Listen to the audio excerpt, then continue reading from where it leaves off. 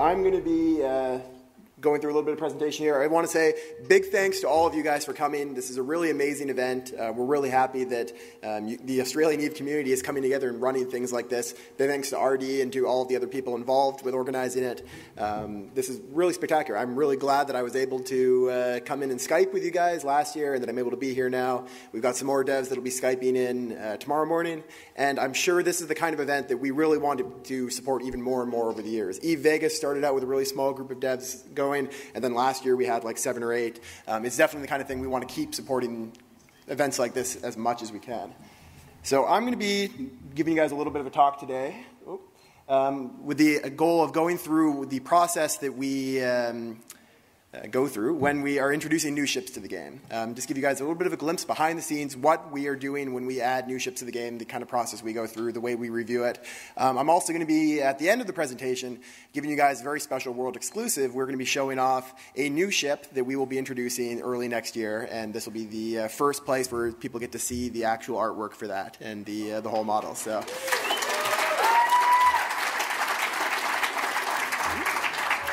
There we go. So I'm going to go ahead and get this started. I'm going to quickly go through there we go. Let's see if this thing is detecting my clicks. There we are. So I'm going to do a couple things first right off the bat. I'm going to be going quickly over some of the cool stats from the initial launch of Rubicon, which I'm sure you guys know. We just launched last week to a lot of great success, and there's some really cool stats that came out of that. I was hoping to get some really nice graphs for you guys, but unfortunately I had some problem with our VPN, so I wasn't able to get any of that. So most of what I'm going to be talking to you there is going to be just stats from the first day after Rubicon hit. I'm also going to quickly go over what we're doing with the Plex for Good charity drive for the Philippines, including the fact that we're going to be auctioning off well, you'll see, a very, very cool little prize brought to you directly from the hands of CCP Karkar. And if this actually detects the clicks. There we go. So then I'm going to actually go through the meat of the presentation, the walkthrough that we do when we do new ship design. I'm going to reveal the new ship for Rubicon 1.1. And then we'll have some time for questions. Whatever time we have left at the end, we'll be able to get some questions with some roaming mics. But if you don't have time to get your question answered at the end of this presentation, don't worry. There's going to be a round table at the end of the day today in the afternoon, and there'll be a lot of opportunities for you to get all your questions to us then, and I'll do my best to answer them. Of course, obviously, I'm a game designer on EVE, so if your question is about like Dust or Valkyrie, I probably can't go into too much detail. If you're... And apparently me shaking this is just making it go backwards. No, you're in Australia. Everything's upside down. Oh, yes. Yeah, very good point. So I'm going to quickly jump right into it. So first, I'm going to talk a little bit about what we saw come out of Rubicon. This is a really cool expansion launch where we got to really look at the metrics in really great ways. What I'm going to be showing you here for people that follow me on Twitter won't be entirely new to you. It's going to be a lot of repeats from that, but still some very, very fun stats from the actual launch day. So as you guys probably know, there's these new ghost sites in Rubicon, and Concord asked people not to go into them, and a lot of people didn't listen. So the ghost sites have a number of dangerous things about them. One of them is that they explode randomly in your face and kill you. And in the first day, and this is actually even less than 24 hours, this is from the actual server coming up until midnight EVE time, 115 ships were destroyed, worth 5.5 billion just by the ghost site explosions. That doesn't even count the rats. And I know that when I last checked before I left here, the number had actually gotten over 40 billion-esque worth of ships destroyed just by ghost site explosions. We've had a lot of very, very expensive Ishtars get murdered by these things in high sec. People need to start tanking against explosive. That's the kind of funny thing is you see these Ishtars that are all fully tanked out for kinetic and thermal because they're in Garista space or Serpentis space, and then they run into this thing and the explosive hole just collapses and they die. So we've seen individual like billion-esque plus Ishtars, fully like faction fitted, getting murdered by these things already. And we've seen multiple Tech 3 ships get murdered by them, especially in Wormholes. A bunch of Lokis, a bunch of Proteuses and Tengus. We've also seen a ton of Stratioses and Asteros die to these things already. I just like to think that that's people wanting to reenact the trailer, because it was a really cool trailer, and so they just really wanted to experience it firsthand. So they gave that a try, and it worked out exactly like advertised. Yeah. So we also, of course, made some really big changes to the way fast ships move around and updated interceptors and electronic attack frigates. In the average day before Rubicon, we were seeing about 48,000 jumps made over gates by interceptors per day. And after Rubicon, that number, there you go, on the first day was 163,000. I know a lot of you guys have been having a lot of fun with these fast ships. We saw similar increases from the EAFs, from a lot of the other small ships as well. Running around through nullsec, just ignoring bubbles. Murder Fleet has been something that people have been having a lot of fun with the crows. And so it's really great to see you guys enjoying the new ease of movement with these ships. Yeah. We also introduced, of course, the Interbus ship identification system in masteries. And one of the side effects of that is a lot of players that didn't realize there were some skills that they could be training that were introduced recently or that they just didn't realize affected their ship, suddenly decided they wanted to finish off their masteries and pick these skills up. So notably, we saw the armor layering skill, sensor compensation, all 4 of them, and the electronic warfare drone interfacing, which a lot of people didn't realize actually affects all drones because it gives you a range bonus to all of them. The sales of those increased about 4 times from before the patch to after the patch. And that's still going on as people are desperately trying to get to those level 4 and level 5 masteries. I looked at it and I ended up with, on my characters, a whole lot of like level 2s and 3s that I didn't expect and ended up like desperately training to finish off the last little bits to build those out. We also have seen a lot of people really enjoying the new mobile structures. And just in the first day, 752 characters deployed a mobile depot, almost entirely right outside of Judah 4.4. And a similar number were deployed mobile tractor units. And we've still been seeing that very heavily used. The mobile tractor units have actually caught up and surpassed the depot in just the number of characters that have used them individually. So it's really great to see people taking advantage of those. Just in the first day, we had almost 3,000 unique characters using Bastion mode for the new module for Marauders. And micro jump drive activations increased over 3 times from before the patch to after it, as people were bouncing around all over the place, blinking here and there with their Marauders, taking advantage of this. I like to think that with Marauders and the fact that you have to actually calculate the angles to micro jump to a acceleration gate in your mission that's only like 60 clicks away, we're teaching an entire generation of EVE players geometry. So it's really great to see those numbers. And I know, raise your hands if you've killed a POCO since Rubicon, if you've destroyed a customs office. There we go, you got some people that are getting involved with those. We've had thousands and thousands of Interbus customs offices destroyed. It was just like this massive, massive collection. We have an output that we were watching, like a live stream in the days after, of all of the Interbus assets destroyed, and it was a really, really bad week for them. They lost a whole lot of customs offices, and actually, assuming that the patterns continued from right before I left, Interbus is probably now dropped down to the 2nd biggest owner of customs offices instead of even being the 1st. I'm not positive about that because they were still in the lead when I left to come to Australia. But if the patterns held, then the new world record holder is a one-man corp that owns more POCOs than Interbus. You guys can try to figure out who that is yourself. I'm not going to give away it. No.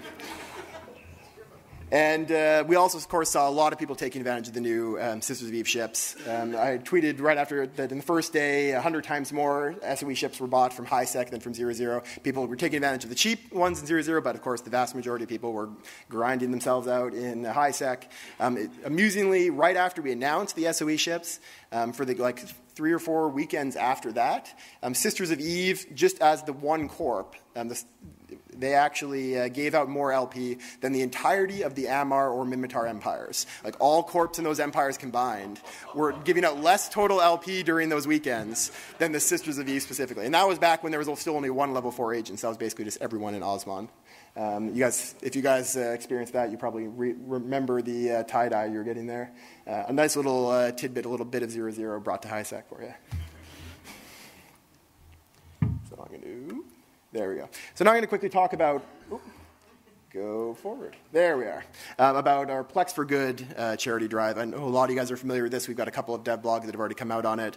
Big thanks to all of you guys that have donated already. We have seen over $43,000 already donated. It's probably actually well higher than that now.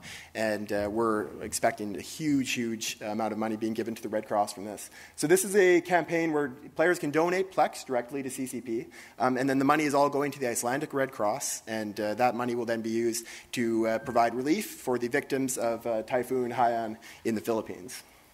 If you want to get involved with that, you can check out the dev blogs, and they'll lead you to a character called CCP Plex for Good.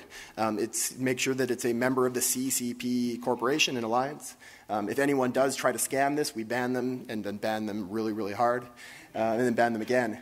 And so we've already knocked down a couple of fake accounts, but definitely double check to make sure you're giving it to the right character. And then for each one, $15 gets donated by CCP.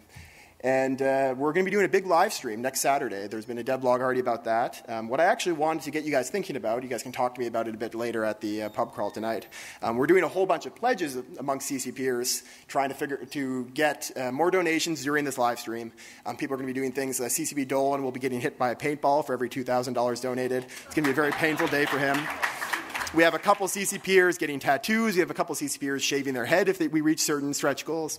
I haven't had time yet to really kind of come up with what I'd like to do, but I definitely want to do something. So I need you guys to come up with some really cool stuff that I can put myself through if donations hit. So give me some ideas later today. Well, I'll be at that live stream, and hopefully we can get some great donations coming from that. Yeah. In the middle of the winter in Iceland, yeah, that would be good. I'd probably die, but it would be for a good cause. Yeah.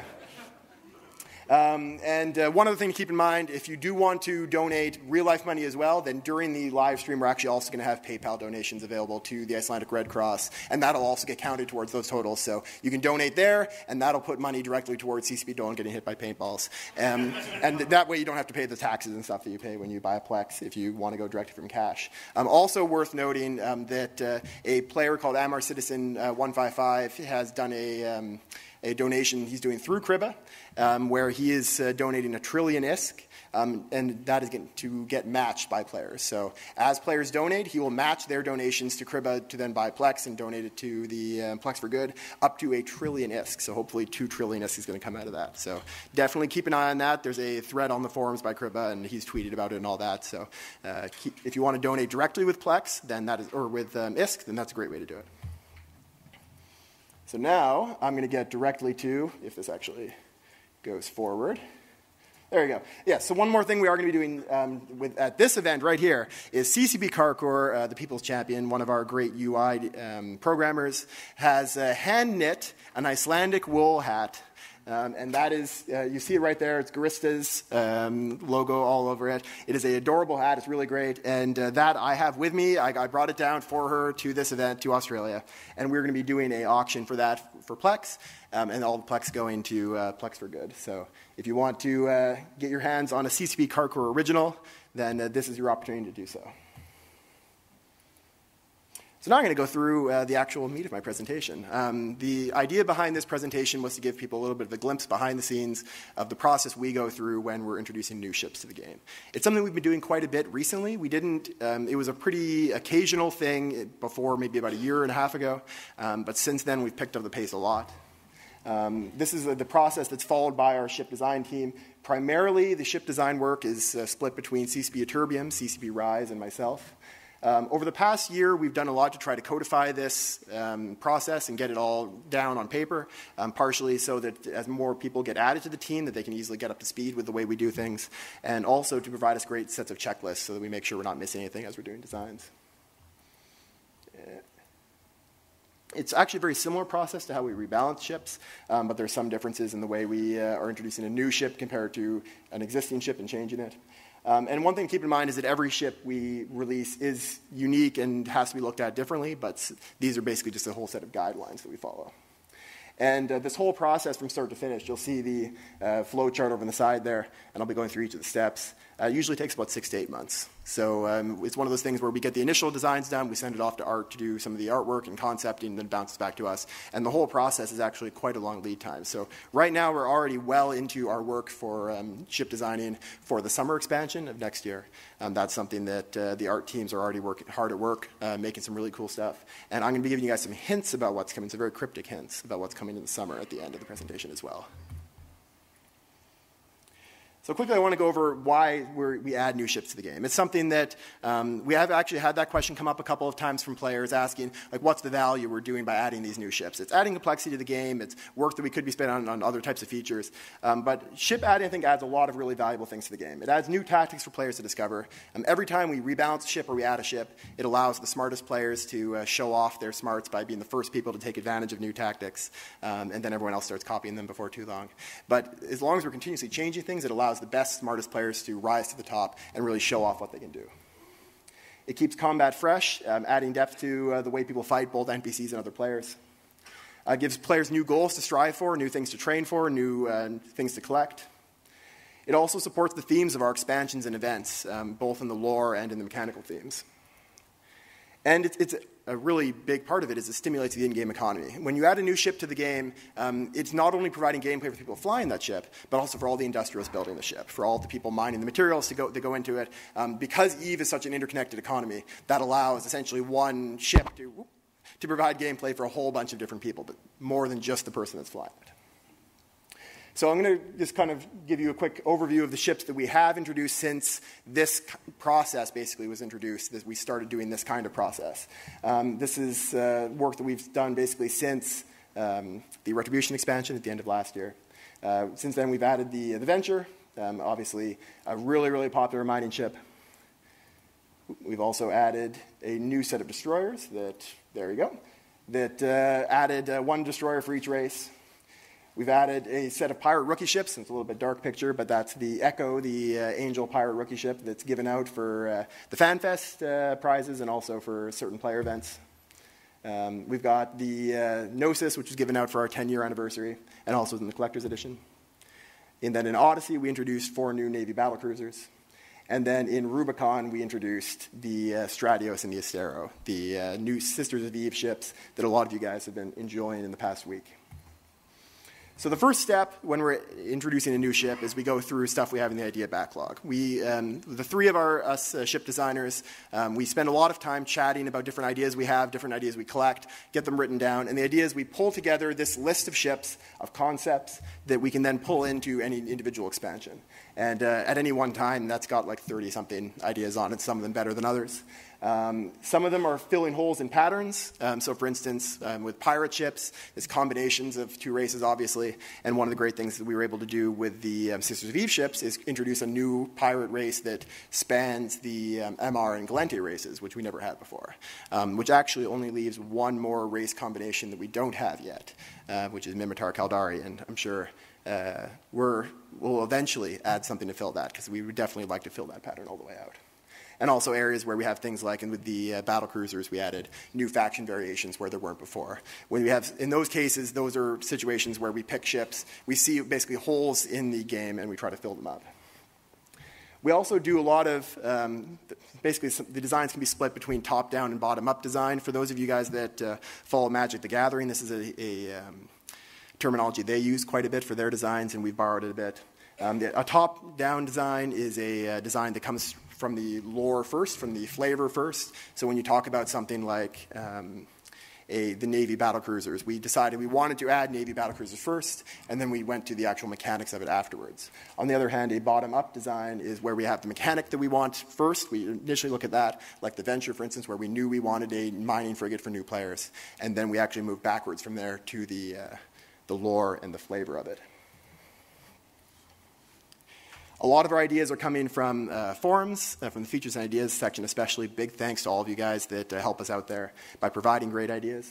Other games, from random inspiration, we borrow ideas from all kinds of places. And this gives us a big pool of ship concepts that we can then pull in for the rest of the design process. So then the first step when we actually get into designing a ship is what we call the discovery stage. So for this one, we go through essentially a big checklist to try to answer a certain set of questions about every ship we're adding. In this section of purpose, we want to make sure that every ship has at least one good role in mind for it. We know that you guys are going to be coming up with really cool things that we never thought of, but as long as we can come up with at least one good solid role for it, we know that it'll have that, and then you guys can come up with creative things on top of that and above and beyond.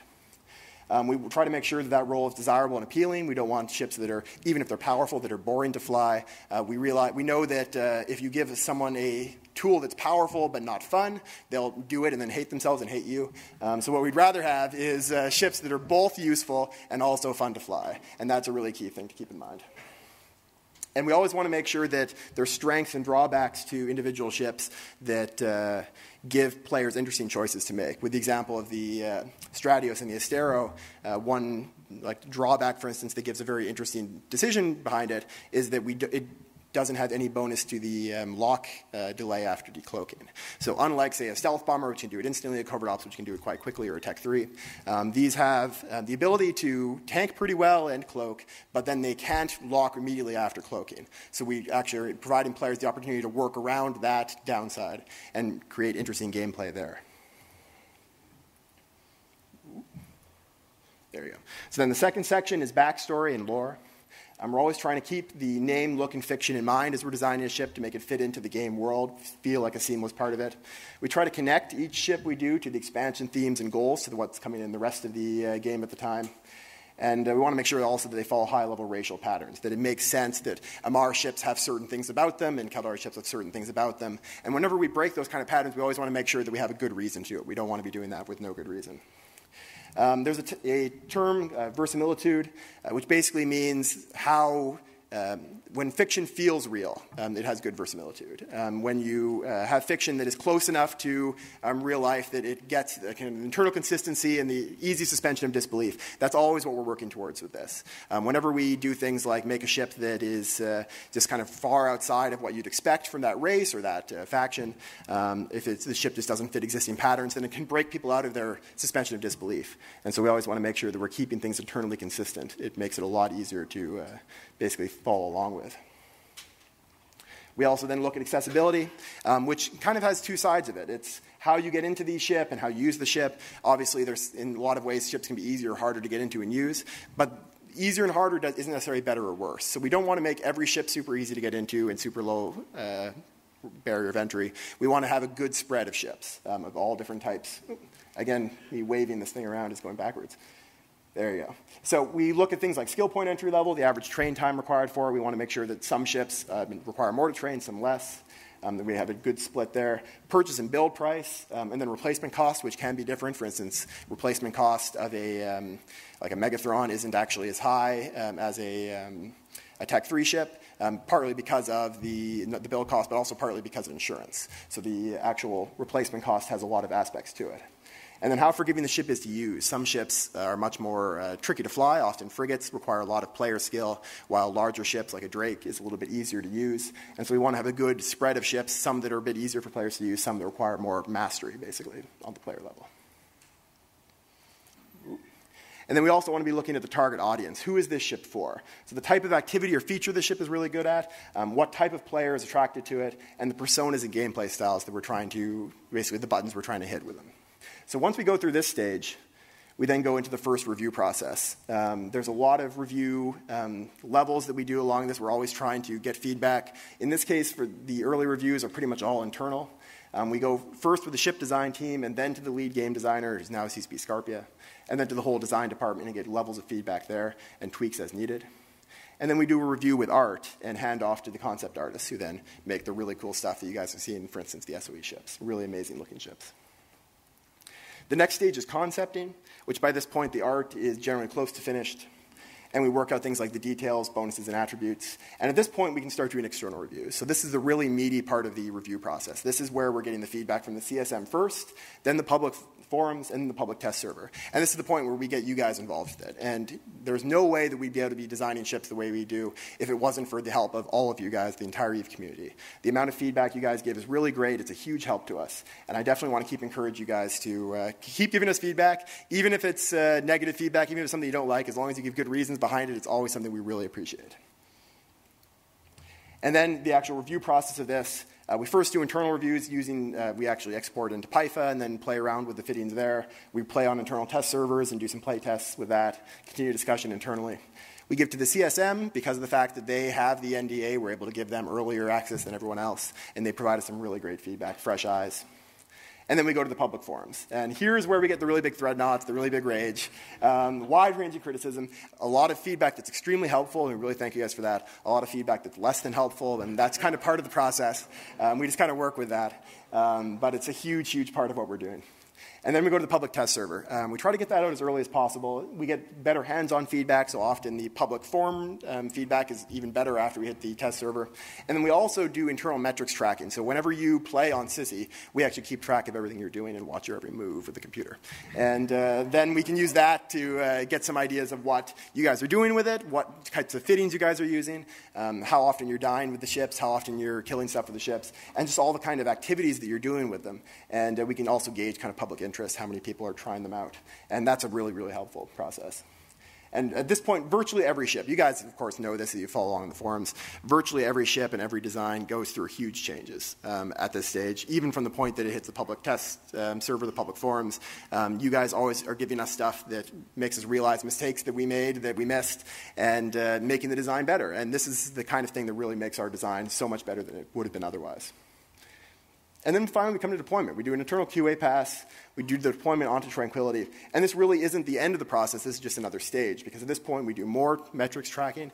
The first thing I do when I come into the office every morning is I've got a giant page of metrics, charts, and graphs that I refresh, and that gives us that day's updates onto them, and keep track of how many jumps people are making with certain ships, the cost of every different mineral, all of these kind of metrics to keep an eye on how things are going after the patches and the way people are using our actual products. And it's really great to be able to see all of the things you guys are doing with it. And these stats that I gave after Rubicon right at the beginning are just a taste of the kind of stuff that we get to look at. And that really gives us a great idea of how things are being used. We also look at forum feedback, so definitely don't stop posting about stuff after we've released it. We continue to look at what forum feedback people have. We look at kill boards, see how people are using them, see how people are losing them. And then we continue to do tweaking and updates in the future patches. So this is a really ongoing process. We are never going to be done with our adding ships and balancing ships, and this is something that's going to be kind of continuous updates as we go forward. So I'm going to quickly talk about the Sisters of Eve ships and a bit of how they fit into this process. So the concept for them originally has been in the idea backlog since well before Odyssey, but then kind of came to the forefront with Odyssey. At that point, they were just in the backlog as exploration ships. We didn't even really know that we wanted them to be SoE ships at first. The first thing we knew, it was actually a very bottom-up design. It was the mechanics first, is we wanted ships that were dedicated to exploration. Part of what gave us the idea to do this was the feedback that we got after we made the exploration frigates. The Tech 1 frigates, it gave them hacking bonuses and the ability to do exploration a little bit better. We saw a lot of feedback that people wanted more ships like this. They wanted a better upgrade path from these Tech 1 ships. And so that's where this entered the backlog. And then when we came to Odyssey and then eventually Rubicon, we saw the opportunity to pull these ships in and that they would fit really well into what we're doing. They provided a great bridge between Odyssey and Rubicon themes. Obviously, they're very tied into exploration. Then they're also very tied into the ghost sites and the initial discovery of new technology that's part of the growing capsuleer power in Rubicon. Like I said before, they are, once this clicks here, I think the next one, they changed very dramatically from start to finish. There were some very big changes even in the initial internal review stages. For quite a long time, actually, including when most of the time the art was done, for instance, these were shield ships. They actually were, for a very long time, going to be shield tanking primarily, with a whole lot of mid-slots and very, very few low slots. We ended up deciding that we would rather have them get their MR flavor more from armor tanking and armor resist rather than from lasers, partially because they were ridiculous gank ships in the shield form originally, because at that point they had like tracking and damage bonuses for lasers and all the drones, and they were like, yeah, it was kind of ridiculous. So we ended up, that's part of why if you look at the Stratios especially, it kind of looks a bit more like a shield ship. That's because when we gave the idea to the art concept guys to write it up, at that point it was they were going to be shield tankers. So little things like that definitely changed very hugely. The Venture is another ship that changed dramatically during the internal review process, including the name. The name of the Venture actually was originally going to be the Dasher. And the irony, or the amusement of using the word dasher for a ship we were going to release around Christmas was completely lost on the initial people that worked on the name, because in Iceland, 'Twas the Night Before Christmas is not known there at all. It's basically a British Empire thing. And so it wasn't until I saw it and one of our other designers, CCP Affinity from Ireland, saw it, and because we're obviously familiar with the poem, and then kind of pointed out how funny it would be, and they ended up changing it to what turned out to be a much better name than Venture. Although I definitely had my heart broken a little bit, because I had already kind of got my heart set on doing a holiday dev roam with nothing but dashers and Federation Navy comets. And that would have been a huge amount of fun. We would have died right away, because it actually would have been a terrible fleet. But the gimmick would have been entirely worth it.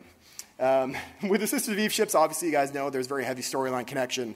There's a whole lot tied into it. I want to give a big shout out to Ravis from Interstellar Privateer blog, who came up, basically figured out a lot of the storyline connections behind the naming of these ships, and some of the really kind of multi-layered stuff that CCP Abraxas put into the names and descriptions. If you look at the ships closely, you'll also see clues all over them, all over the textures, about how they tie into the empires and the way they were built and kind of their origins. And so there's a lot of really cool multi-layered stuff. And this is an example.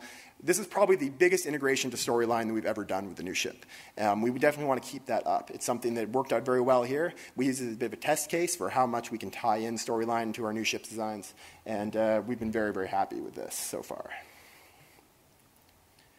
Like I said, absolutely huge success. People have been falling over each other to grind these things from Sister of Eve, to build them, to sell them. The prices are still very high, so people are making a great profit off of them right now. And it's really just great to see people using them and losing them in ghost sites. And losing them all over the place. We have, amongst other things, a screen in the office that shows a kill feed. Whenever a ship dies, we instantly get it popped up on the screen, and it continuously scrolls by with a little lighted dot that actually shows up on the universe map. And we set it for a while to basically filter out and highlight all of the Stratios and Asteros that died. And it was absolutely great. Like day one, it was, oh, Stratios killed by ghost site. Oh, no, Astero killed by ghost site. Stratios killed by a gate camp. Stratios suicide ganked with a bunch of Stratios blueprints inside of it. Stuff like that. It was awesome to see. People using them, people losing them. That's what we want to see from ships. But some of you guys may have noticed that unlike the other pirate ships, there's only 2 of them. This is something that we've had pointed out by a lot of people. Ravis from Interstellar Privateer even came up with what he thought maybe would be a name of another ship that could go along with this. And we agree. We completely agree. This is not a complete set yet. So we're going to finish it. In Rubicon 1.1, the beginning of next year, we're going to be introducing the ship that I'm about to show you right now, the Nestor. So this right here is the world-exclusive unveiling of the final concept art. If you guys have been following along with Sissy, you probably already knew the name because it showed up on the ISIS for a little bit. But this is the first time anyone's seen the concept art. This is one of my favorite pieces of art that we've ever produced.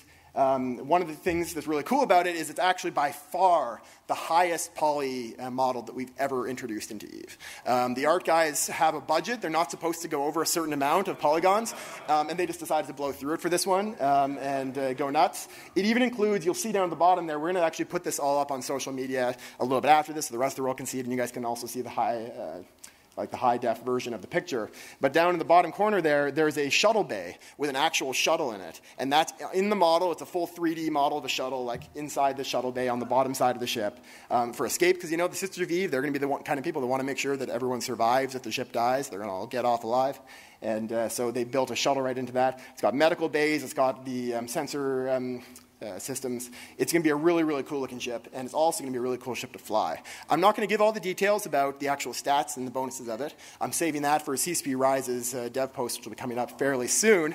What I will tell you guys is that it is not covert ops capable, but it does have a new special bonus to replace that. So it's got a special set of bonuses that aren't with the Stratios and the Astero that's unique just to this ship, and I think people are going to be really excited about the uses of it. One of the other really cool things about it, just a kind of a tidbit for you wormholers, this is by far the lowest mass battleship we've ever introduced. So you can do some really cool things in Wormholes with it, amongst other things. So now quickly I'm going to go over a bit of what we're doing for, very cryptically, for next summer, even beyond this. So the Nestor there is coming in 1.1 for Rubicon early next year, but then we're also already working hard on ships that we're going to be introducing for our summer expansion of 2014. So I'm going to give you some somewhat cryptic hints about what's coming up. Let's get it here. So here's some clues on it. So this is what I'm showing you, or the clues I'm showing you, is for a ship. It's a very bottom-up design. It's a mechanic-driven design. It's one where we came up with the mechanic we wanted first, and then we're moving into the lore from there, and the actual flavor for it. The concept I stole directly from a player in Features and Ideas. So this is something somebody posted in Features and Ideas, and I'm shamelessly just stealing the idea from them directly.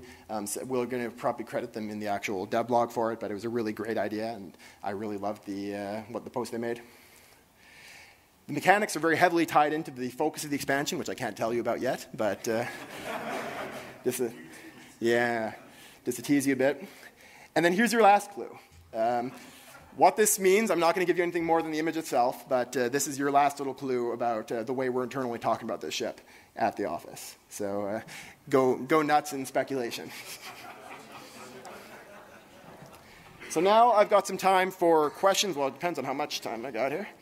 We've got, about 10 minutes. So I'll leave up the image of the Nestor there behind me, and people can gaze in longing at that, and we'll start answering questions as best I can. Can we just hold the questions for a couple of seconds while we get the microphones, in part because we do have a few hundred people listening on the stream, that we're actually streaming this whole session live, so we wouldn't mind those people being able to hear the questions. So we have Bam and my good self down the sides, and so just put up your hand and we'll go to some questions. So first one in the... Hello. Thank you, Fozzie, thank you for coming. It's good to see you. Just two things. One, loved all the work that you've done on ship balancing. It's amazing to now be using ships that for a long time were just useless, or once you'd gained the skill level, you never went near them again. So I never thought I'd be flying a Navitus again, for example. So well done, and keep going with that. Thank you, Turbian, for what you've done to Marauders. Well done.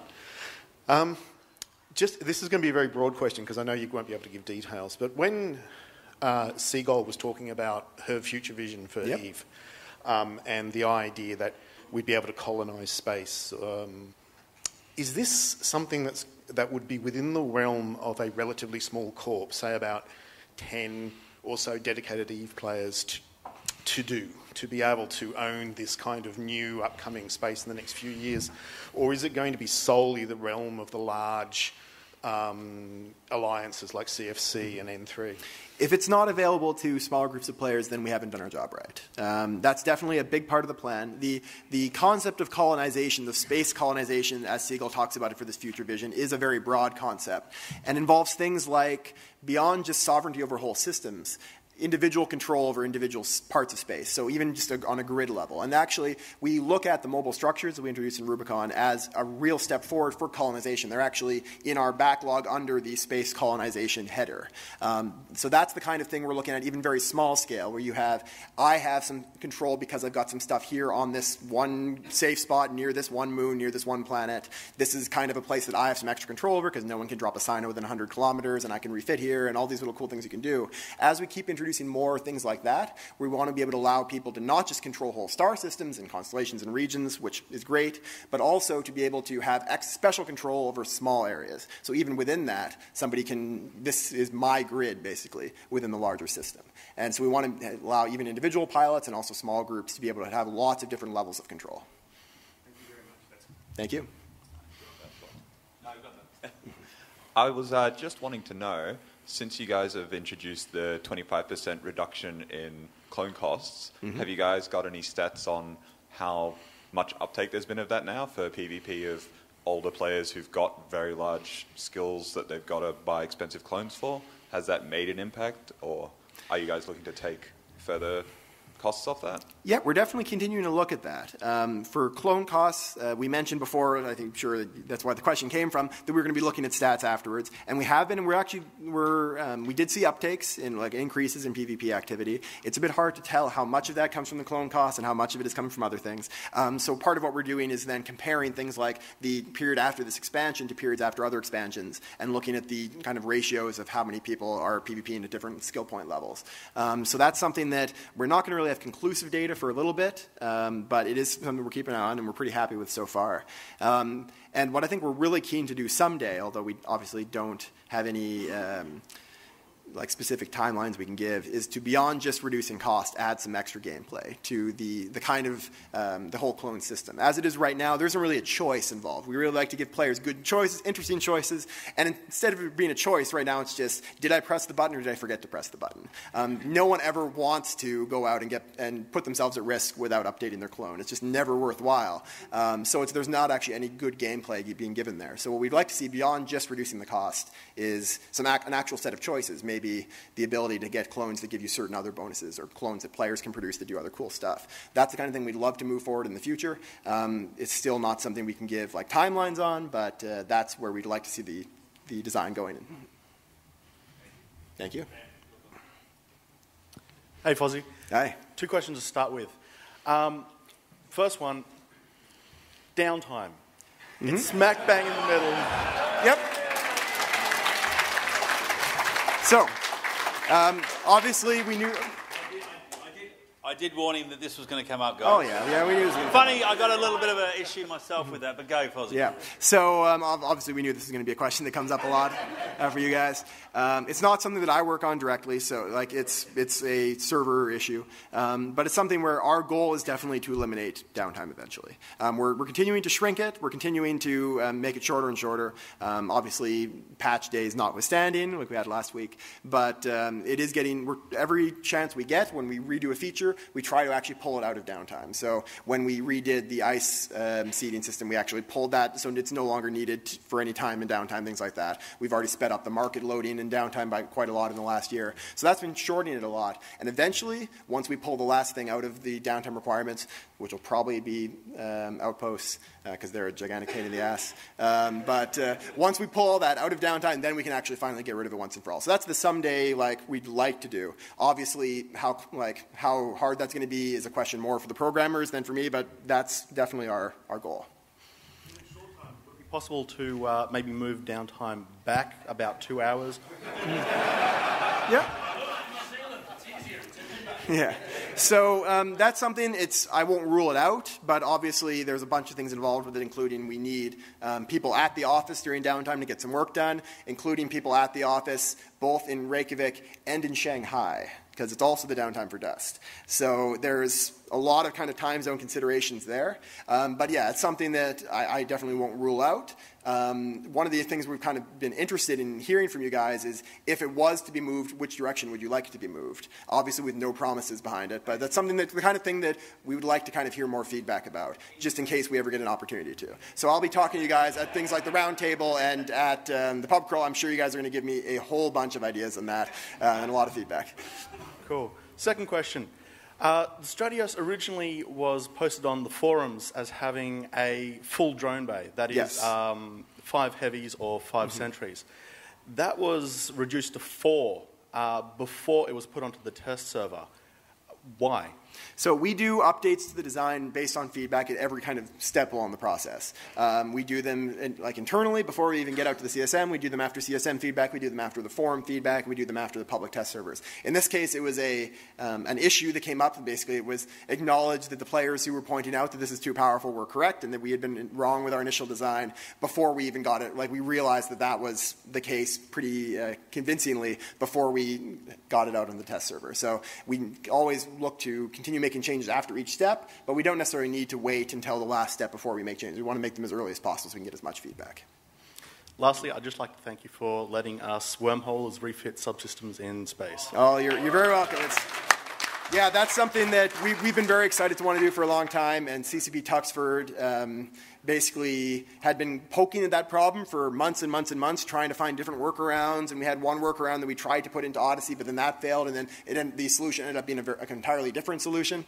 But I remember the moment where he just because he sits like 2 desks kind of behind me from where I'm sitting, and he just yelled, "Josh, come over here, I want to show you something." And came around, and he was refitting a subsystem on his local client, and that was a very, very cool moment. So I'm really glad that we were able to get it done. And yeah, he's the guy you should be buying beers for at FanFest, is CCP Tuxford. We'll go to, can we just keep to one question each, guys? We'll go over a little bit of time. We're going to go into the break. It's about, say, 5 or 10 past, because people are enjoying talking to Fozzie. And also remember that there's also going to be the roundtable this afternoon, too. Yes, so. I was about to say that. In fact, we've got a whole session dedicated just a back and forwards with Fozzie. But if you'd like to ask about the new ship or otherwise, but can you keep it to one question? We'll go to a couple more, and then we might cut it away. So, question next. Okay. He's on mic, sorry. Hi there. In Reykjavik in 2006, when I was at the FanFest, I remember you guys were having this huge thing about walking stations. I know it's been a lot of calm down since then. But when I was there, you guys were going, are you going to be able to walk in bars and go into strip clubs and kill each other, stab each other in the back? So whatever happened to the idea?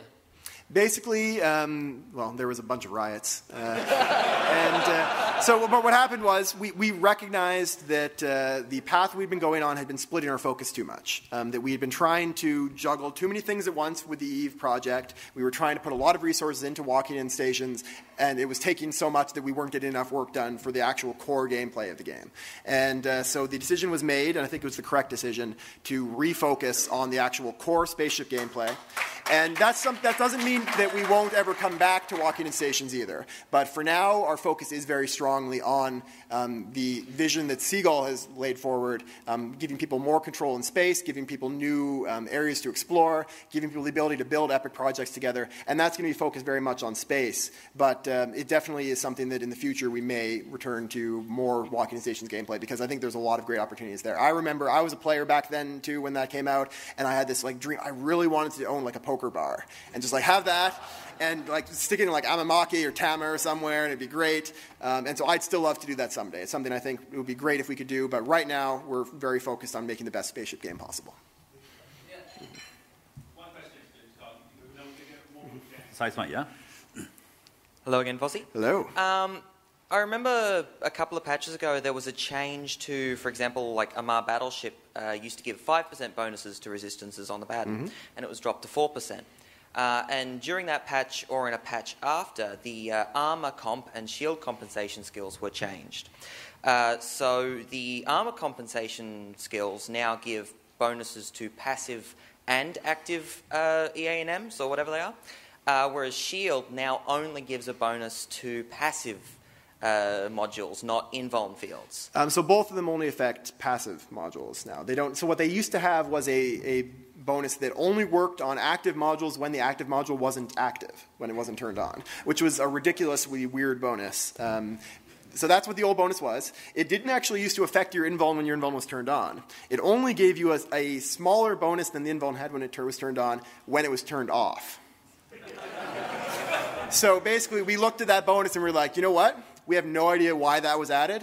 It's ridiculously hard to understand. Nobody looking at that text understood what it meant, and that's generally a bad thing for a video game. So that's why it was taken out. I think that explains my question. I had no idea what that text meant. So it's definitely, the gameplay effect of that is mainly on newts became a little bit more powerful, because it used to be that when you neuted out someone's hardeners, they still got a little bit of extra bonus when the hardeners were turned off because of those armor comp skills. So that's where the actual gameplay effect happened, but it was a pretty small one, so we decided that it wasn't worth having this ridiculous bonus that no one understood, just to make newts a bit less powerful, because newts are, okay, they're cool.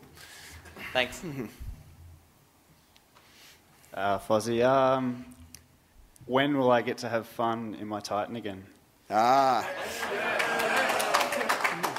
it depends on what your definition of fun is. It's not been a Stargate. Yeah.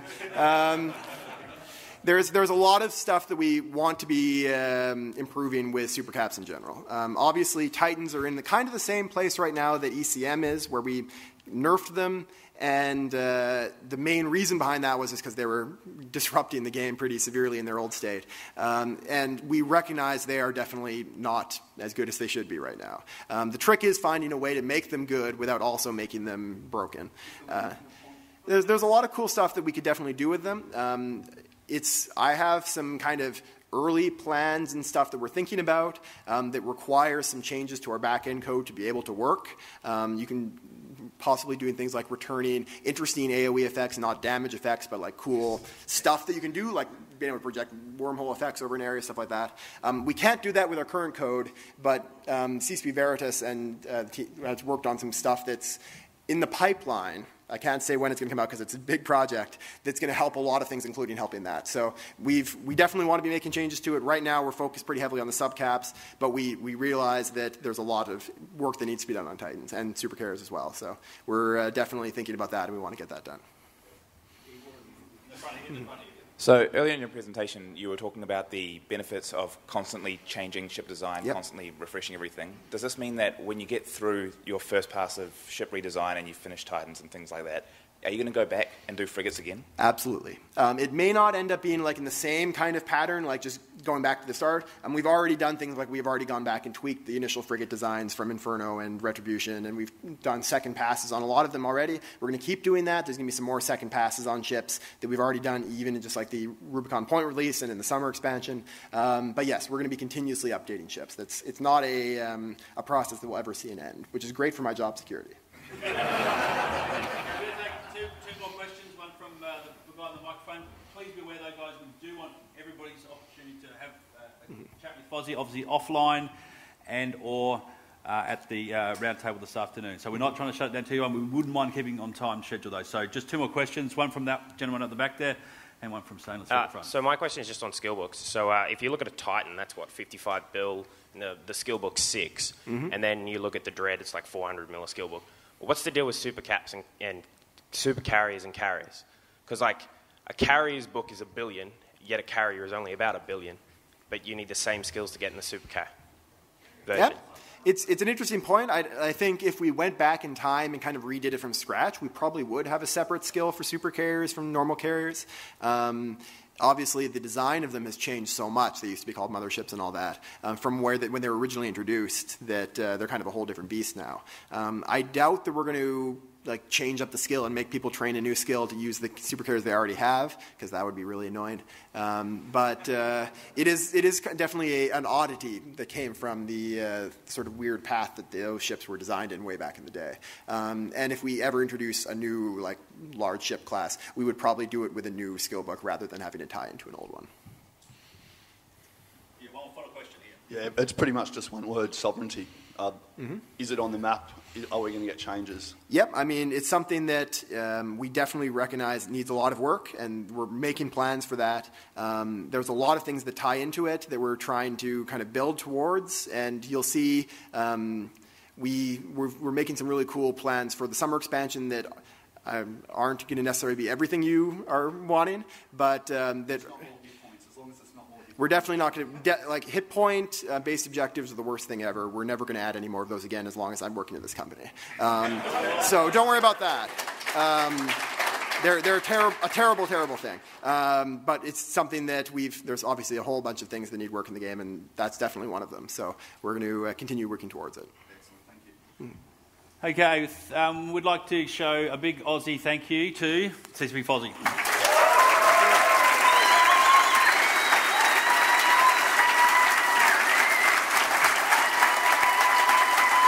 I love you, dude. Thank you, guys.